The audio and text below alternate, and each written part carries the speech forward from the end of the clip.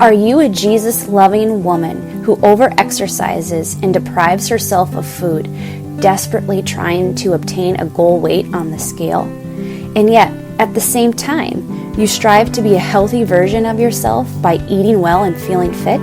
Hi, I'm Andrea, and I was running on the same hamster wheel for over 20 years. My toxic body image and eating disorder stole my joy and self-respect. Thankfully, God was always with me, fighting my battles and blessing me with the grit to reclaim my life. I'm off the hamster wheel, but I see you still stuck in the cage, and I want to help free you too.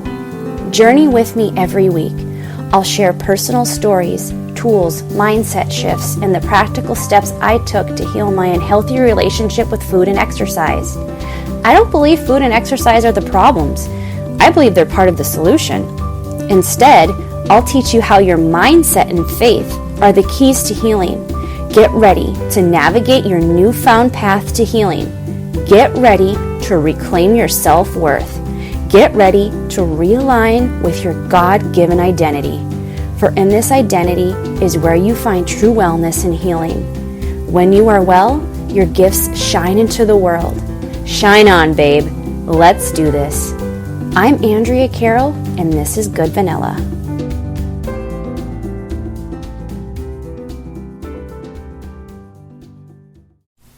Hey, pretty peeps. I'm quickly popping in here before we get rolling to communicate that I am not giving medical advice. I'm giving energetic, emotional, and mental support for women on their health journeys. I'm here because I care. I hope sharing my story will in some way help you on your unique path. Okay, let's dive in. Hey, beautiful friend. Thank you for hanging out with me today. I am so happy to have you here. I want to ask you how you are feeling. How are you doing today? Be honest. Do you have an answer? Do you know how you're feeling?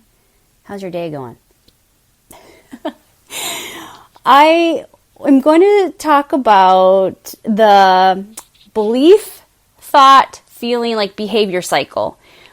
I don't know if many of you are familiar with it, but I like to talk about mindset and perspective and just kind of like our outlook, our internal outlook, and the belief, thought, like our belief, thought, feeling, behavior cycle is very important in our daily lives. And I want to talk about it today so that you can kind of tie it in and see if you can analyze your beliefs and thoughts and behaviors and see how it could be feeding into your negative body image, into your eating disorder.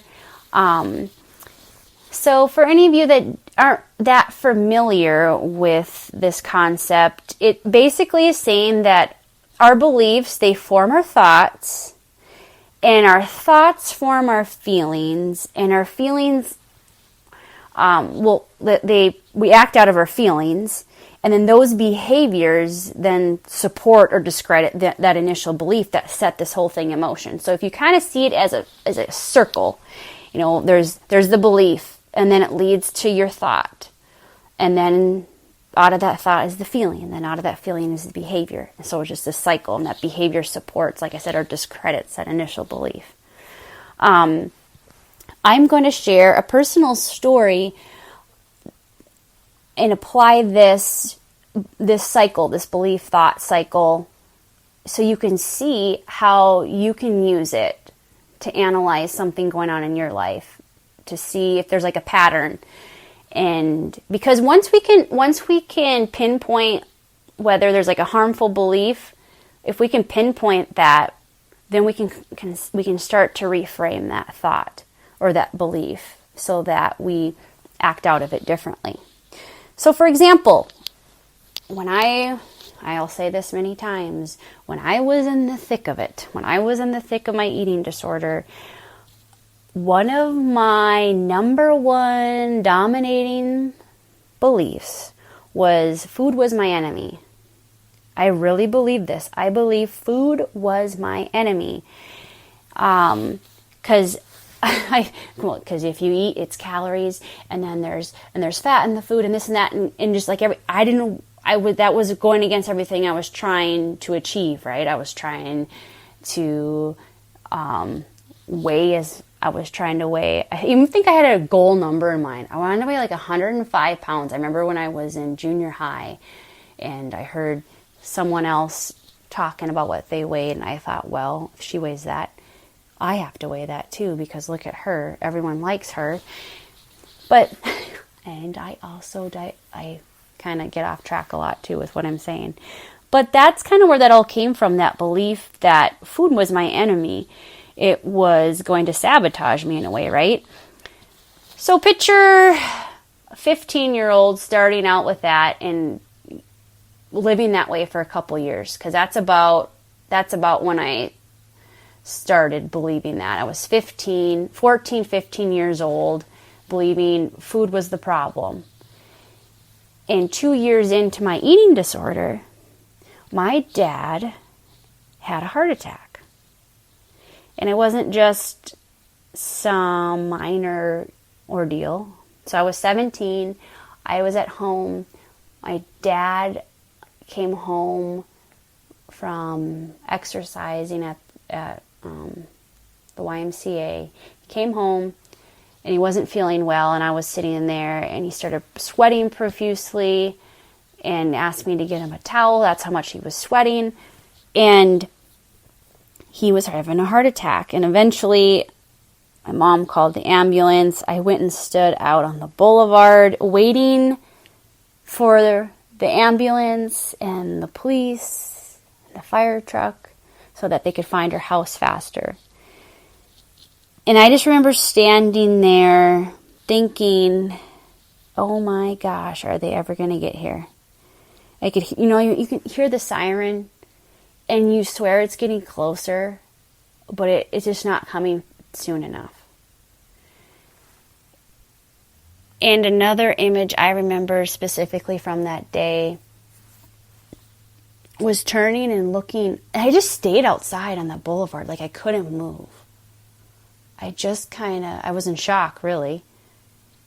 I turned and looked at my front door. The front door was like wide open, and they had my dad laying in the entryway, cutting open his shirt and attaching things to him and working really fast and furious. And they eventually loaded him up and hauled him away to the emergency room, and thank God he survived. But needless to say, that was very traumatic for me. And honestly, I have not even fully dug into all the ways it affects me to now. But I went from believing food was my enemy, and my dad had a heart attack that was so bad, and because then later we found out he had like these clogged arteries, and so we found out,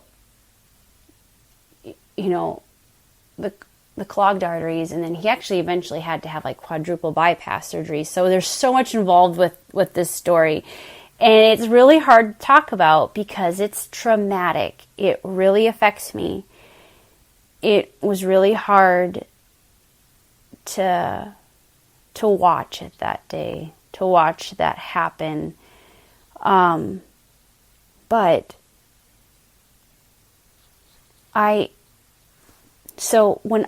when I saw that happening, like I said, I went from believing food was my enemy to suddenly I believed food was going to kill me. And because my dad's heart attack, it not only perpetuated my belief that food was the bad guy, but then I chose to see it, his heart attack, as evidence that food was going to kill me. So that just ramped up my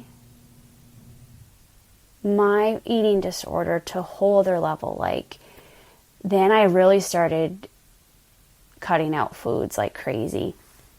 Anything with the saturated fat, trans fat, I really became super hyper aware of labels and what was in things.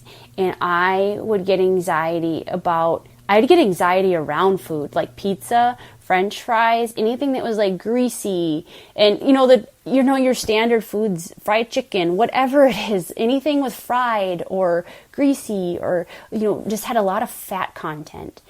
It gave me anxiety to be around. So not only would I not eat it, but then to be around people that would eat it, I would almost be having like an internal panic attack while somebody would be eating pizza. And it's something like, I think it was like 7 years. It was like 7 years until I had a French fry again, before I started eating French fries again. That's how long it took me to get over this. Okay, why am I sharing this? Why? Because like I said, I had this belief that food was my enemy.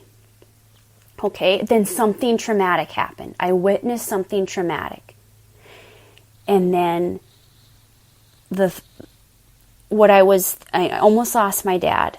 Okay, the EMTs that day said they don't know how he survived.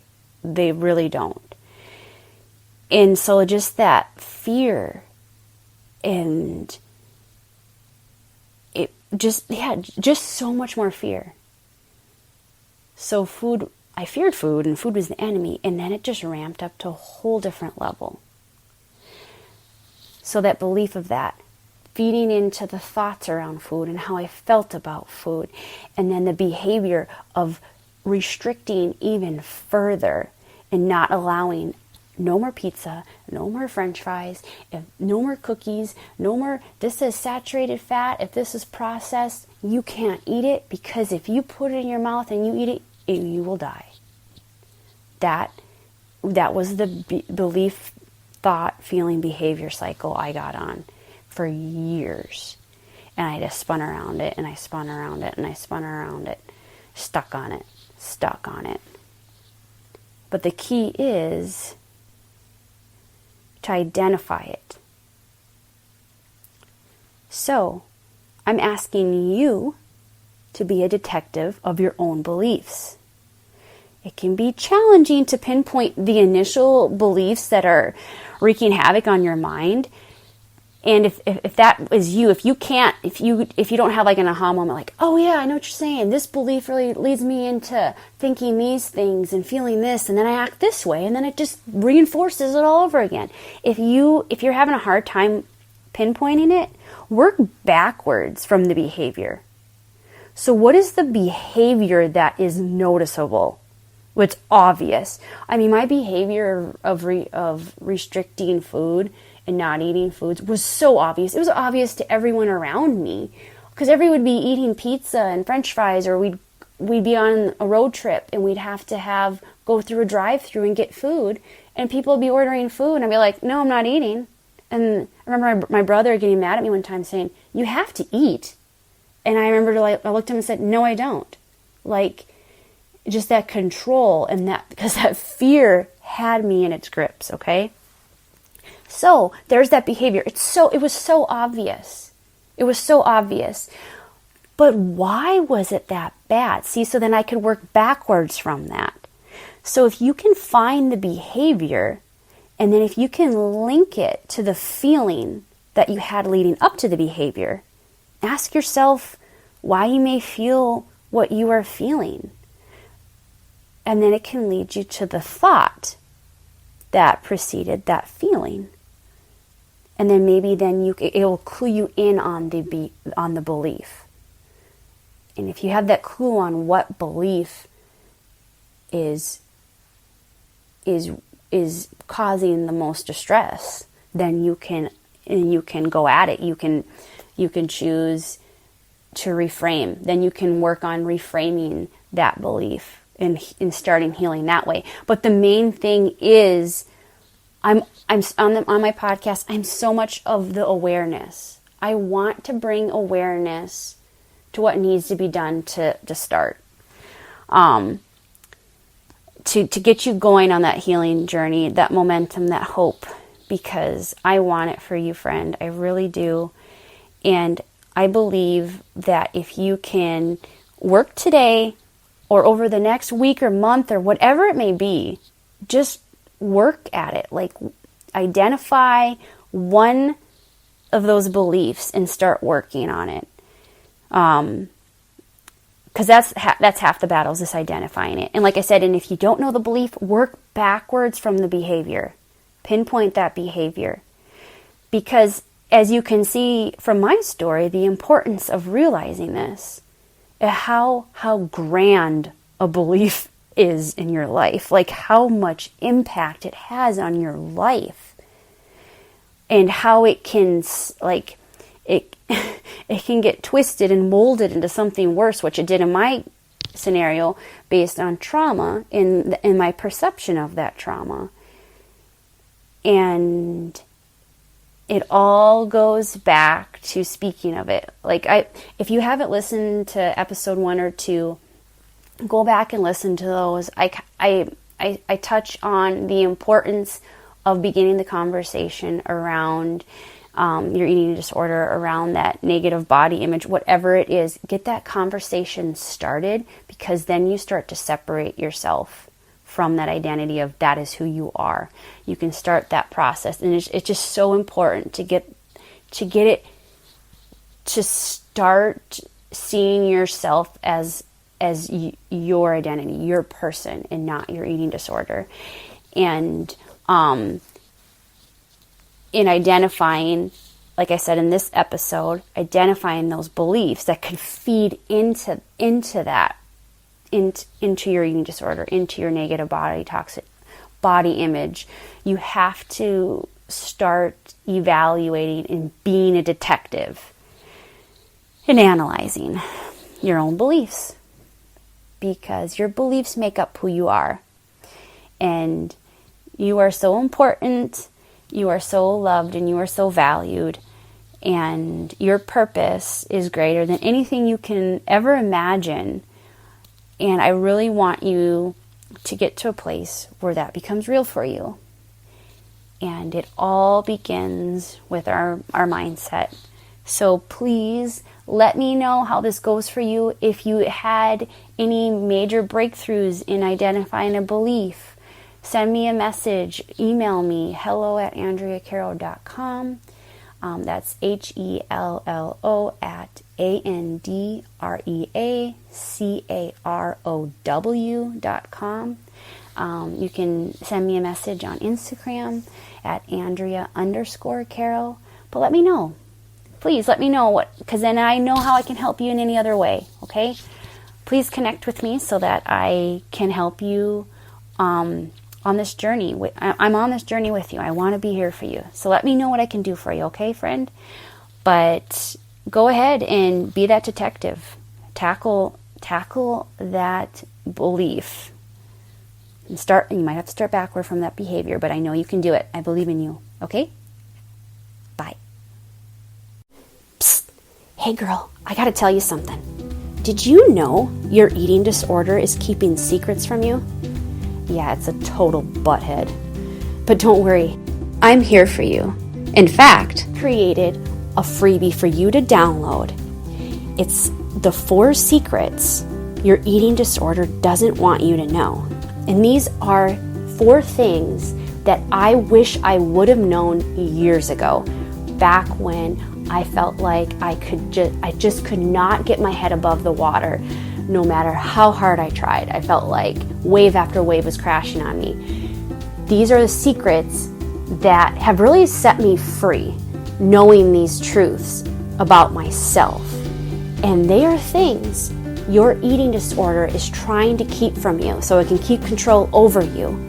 Don't stay in the dark, friend. The link is in the show notes. Go download it now.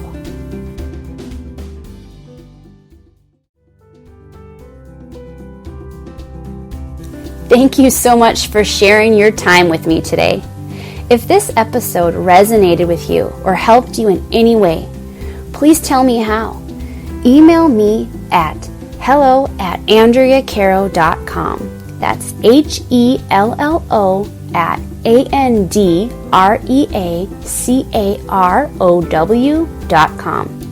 Also, if there's a specific topic around eating disorders and body image you'd like to hear an episode on, let me know. Your voice deserves to be heard, and I'm here to listen. If you'd like to hear more from me, follow me on Instagram at Andrea_Caro. Friend, please help others like you by sharing this episode and leaving me a review on Apple Podcast. Doing so will help me reach others who so desperately need this message of hope. Thank you so much. I'll talk to you soon.